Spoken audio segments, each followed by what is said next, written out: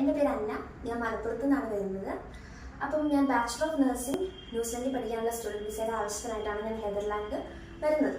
അപ്പം എൻ്റെ ആൻറ്റിയാണ് നെതർലാൻഡിൻ്റെ ഏജൻസി എനിക്ക് ചൂസ് ചെയ്ത് തരുന്നത്. അങ്ങനെ സത്യം പറയാൻ ഒരു കൊച്ചിന് എന്തൊക്കെ പ്രശ്നം വരാമോ സ്റ്റുഡൻറ്റ് വിസയിൽ ആ ഒക്കെയുള്ള ആളായിരുന്നു ഞാൻ.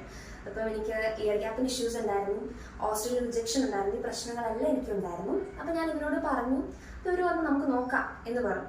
അങ്ങനെ ഈ പ്രശ്നങ്ങളുള്ളതുകൊണ്ട് തന്നെ വീട്ടിലെല്ലാവരും തന്നെ ഭയങ്കര കൺഫ്യൂസ്ഡ് ആയിരുന്നു, എന്താവും എന്നുള്ള ടെൻഷൻസ് ഉണ്ടായിരുന്നു. ബട്ട് ഇവരെപ്പോഴും എനിക്ക് കോൺഫിഡൻസ് തരുമായിരുന്നു. അങ്ങനെ ഇതിലേക്ക് ഞാൻ മുന്നോട്ട് വന്നു. അങ്ങനെ ഞാൻ SOP ഒക്കെ എഴുതാൻ തുടങ്ങി. അപ്ലോണിയ മാമൊക്കെ എനിക്ക് കുറേ ഹെൽപ്പ് ചെയ്തു.